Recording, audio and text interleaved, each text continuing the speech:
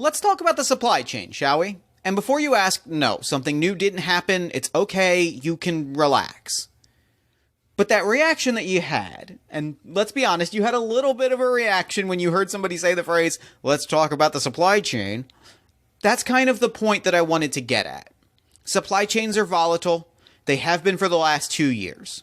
It's an incredibly difficult situation for manufacturers and suppliers alike. And while we might be seeing some light way down that tunnel, there are still plenty of struggles to deal with and plenty of fires that need to be put out. Communications are strained, timelines are unreliable, materials are unavailable, and like a lot of difficult situations, all of that has an impact on relationships. Simply put, manufacturers really need better tools to communicate, work together, and build better relationships with their suppliers. Because right now, a lot of that work is falling onto the shoulders of employees, and we all know that that's not a sustainable option for manufacturers long term. And really, on top of that, eventually businesses are going to reach that light at the end of the tunnel. And the question is, do you want to be remembered as the manufacturer that had everything put together, maintained smooth operations, was easy to work with and communicate with? Or do you want your suppliers to remember you as the business that struggled, flailed, and put added pressure onto people? Because either way, suppliers are going to remember how manufacturers acted in these turbulent times. And that means that the time for manufacturers to seriously look over processes and figure out how digitalization can offload that work off of employees, it's kind of now or never.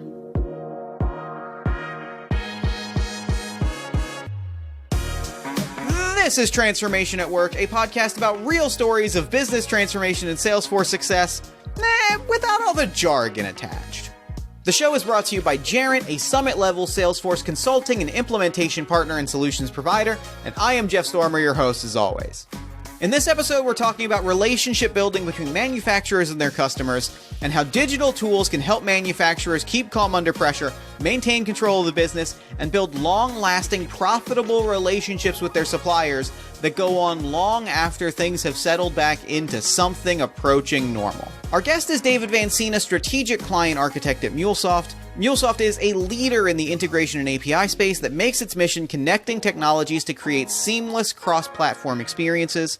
David has been the company's strategic client architect for the last 4 years, bringing over 20 years of integration experience and almost 35 years of software experience into the role. He has worked in and around the manufacturing industry for his entire career and has seen the difference the digital tools can make in streamlining business operations and maintaining strong relationships. And that makes him the perfect fit for this conversation. We begin our discussion by breaking down how major supply chain disruptions of the last few years have impacted how manufacturers work with their suppliers, and in particular, how they've reacted to those last-minute changes that come as a result. Those last-minute changes are really the thing that's brought supply chain into the common vernacular. It's amazing how many people now use the phrase supply chain and have become supply chain experts. Right? It feels like it's one of those words that 2 years ago nobody was saying, and now I feel like if I say that to my mother, she would know exactly what I mean. And that's a weird feeling. It's now cocktail party conversation, but empty shelves will do that, especially in a society where we're very used to full shelves all the time. With respect to change, I've really seen two areas, one technical or operational, and the other more soft side or relational. Technically, the need for really high fidelity, highly responsive communication between suppliers and their customers has become more clear. When things are humming along steady state, when the shelves are full and product is moving smoothly and supply and demand are fairly predictable and things aren't changing that rapidly, the speed of communication doesn't need to be that high. Everybody pretty much knows what to expect. But what we've seen in recent years is rapid and really high amplitude changes. And if we know anything about supply chain operations, it's the latency and the propagation of supply and demand signals, the speed with which trading partners are able to exchange information about what's going on in the supply chain. Latency in that process just kills. So your listeners are no doubt familiar with the Bullwhip Effect and its tendency to amplify demand and cause both overstocks and stockouts. Breaking down the buzzword for just a second, the Bullwhip Effect, if you picture cracking a whip, That flick of your wrist that has those increasingly large ripples across the bullwhip. What happens in the bullwhip effect is a small fluctuation on the consumer side of a supply chain has increasingly large, often chaotic ripples across retailers, manufacturers, and suppliers.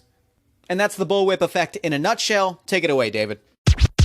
Now, we know that the antidote for the bullwhip effect is timely and deep communication up and down the supply chain. And smart practitioners have worked to make that happen. And of course, there's a huge technical component to that. On the relationship or the soft side, we see suppliers being recognized more as partners. Now, perhaps humorously, historically, manufacturers have had a bit of a reputation for being hard on vendors. Not a lot of warm fuzzies in the industrial procurement process. And when supplies are completely commoditized, that makes some sense. But what's happened recently is that commodity items are no longer quite as commoditized as they used to be.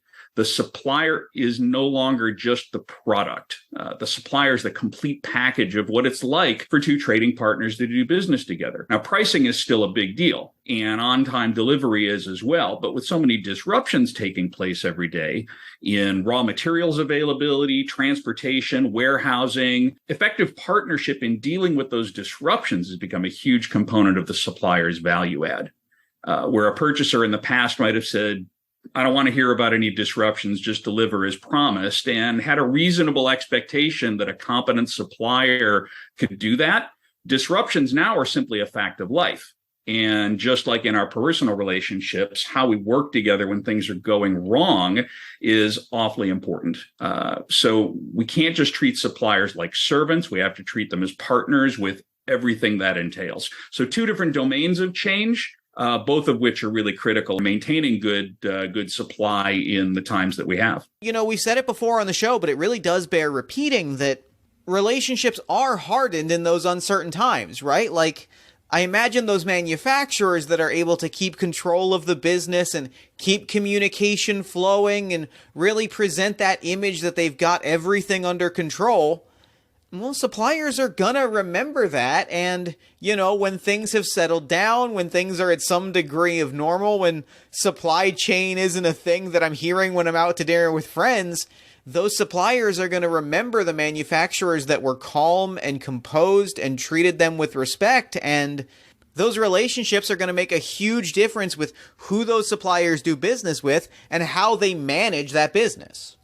Absolutely. And there really are both sides to it. There's the soft skills component that you're dependent on your people to do correctly.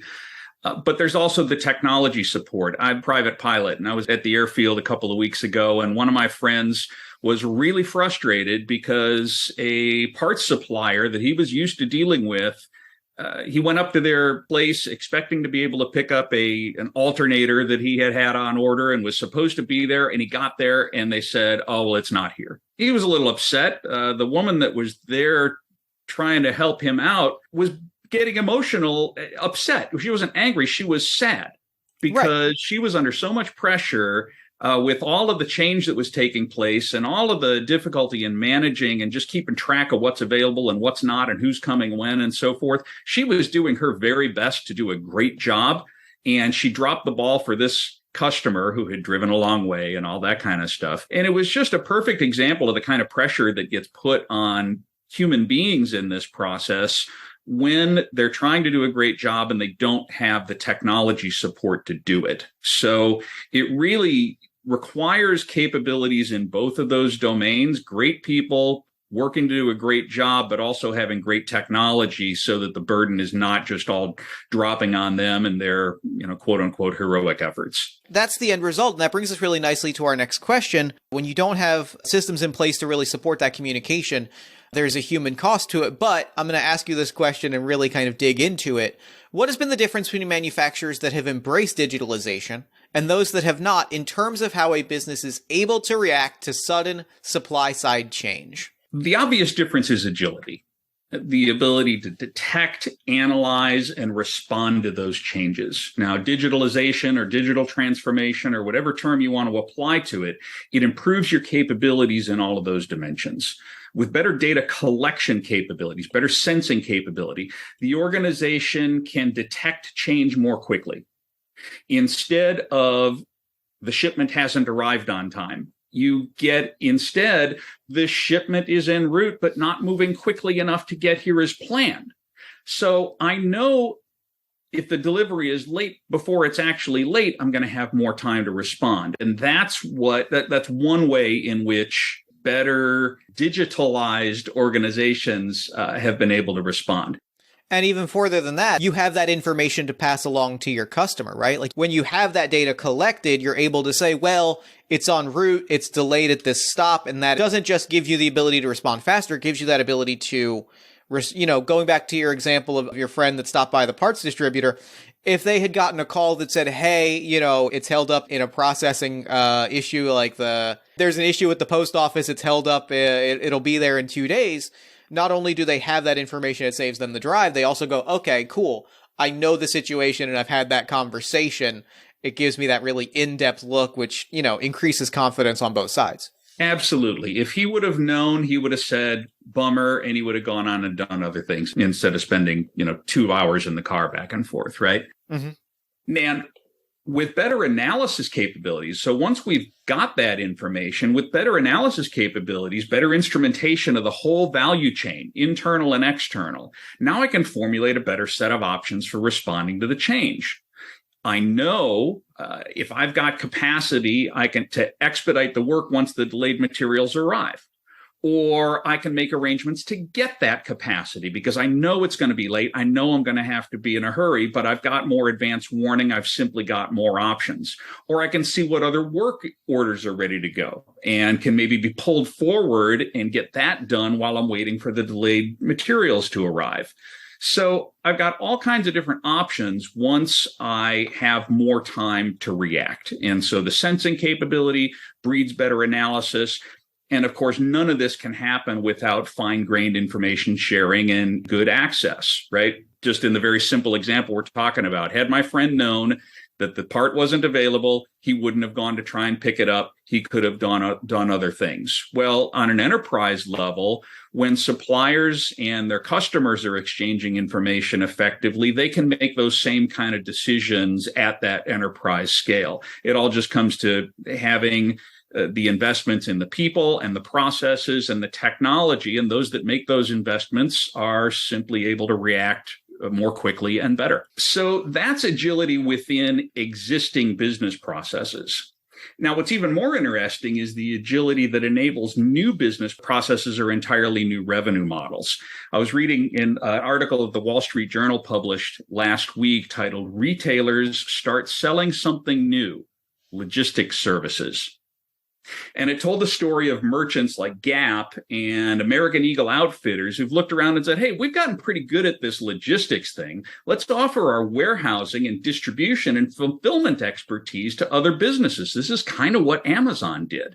And at MuleSoft, we've been offering an API strategy workshop that's focused on exactly this kind of innovation. We refer to it as unbundling. And it's the idea of taking a product or a service, identifying the independently valuable subsets of that product or service, and then offering those as standalone offerings, essentially bringing a new product to market without having to build a lot that's new. It's a benefit of bringing good software engineering practices to integration. And you simply can't get this kind of agility and innovation without digitalization. And now that really brings me nicely to the next question, because I want to dig a little bit deeper in talking about communication. Sudden change needs to be communicated quickly across an organization. How is that process impacted when an organization has ensured that all of their systems are fully integrated with one another versus when they have not?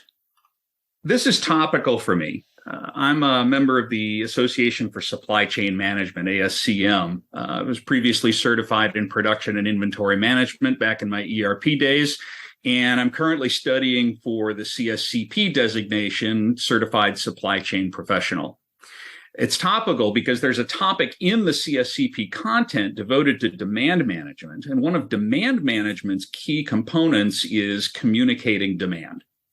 And about that, we read, quote, while clear internal communications are necessary and important, the real power of communicating demand is found when it is extended to supply chain partners, Supply chain managers can counteract supply chain demand variability, such as the bullwhip effect, by communicating demand effectively to all parties in the supply chain. ASCM goes on to recommend processes and dashboards and other means of facilitating that critical communication. But what's clear is that much of that can and should be automated.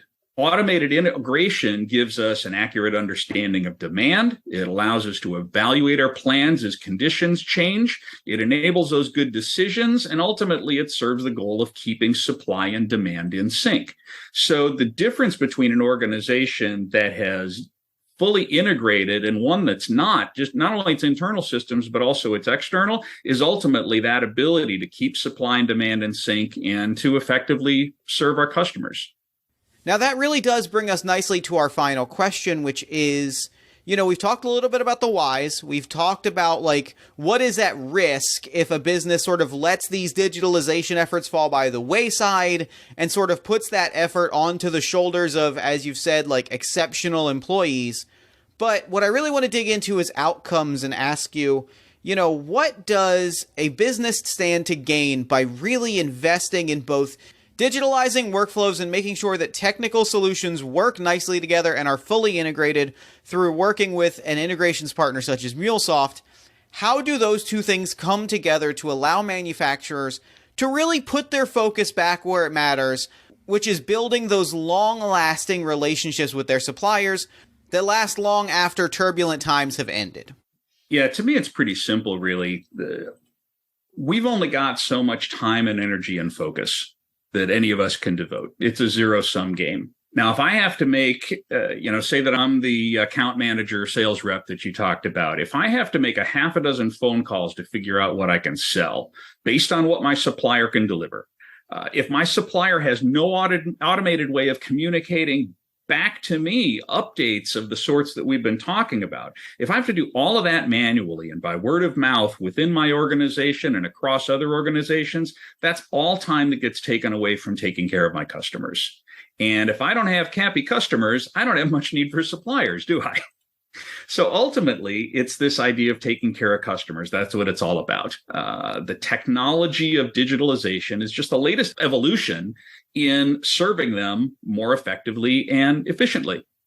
When you boil it down, right, to your point, it really is just that ability to have the information that you need at your fingertips and being able to give that information off to your suppliers, your partners, your customers, everybody that needs it, whether that's somebody internally or externally. That is the core of what is unlocked when you really embrace digitalization, which is still a word that I'm never going to be able to say naturally or easily. When you really embrace that digitalization, what you're doing is making sure that the information that anybody needs at any point in the chain, whether that's a supplier, a customer, an internal employee, has what they need to do their jobs to the best of their ability. Does that sound right? Would you agree with that?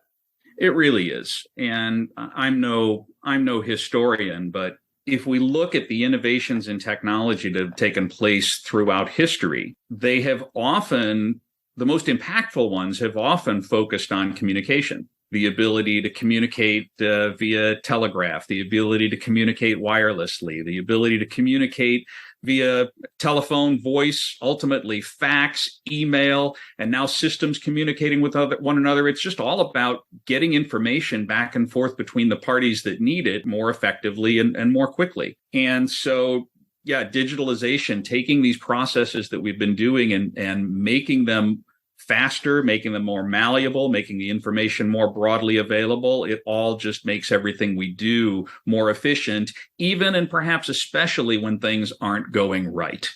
And when we talk about supply chain and manufacturing and distribution, a lot of things haven't been going right, but we can make them go better when we're communicating more effectively, and that's what it's all about.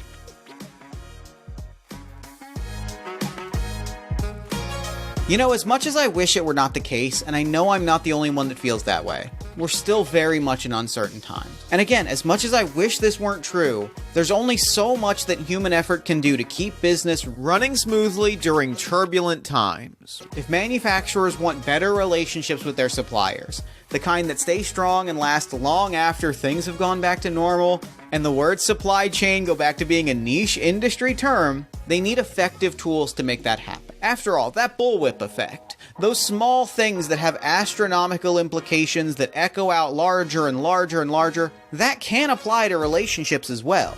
And digitalizing your processes can have exactly the same effect on how you connect with your suppliers. It can be a small change in process that massively impacts how you deal with your business partners for years to come, long after things settle back into some kind of normal. This has been Transformation at Work. Thank you so much for listening. And once again, thank you to David Vancina from MuleSoft for some absolutely incredible conversation. Transformation at Work is, as always, produced by Jarrett in collaboration with Salesforce. I am Jeff Stormer, your host and producer.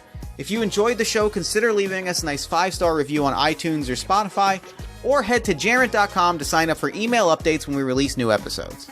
Until next time, thank you again for listening, and we hope to see you again real soon.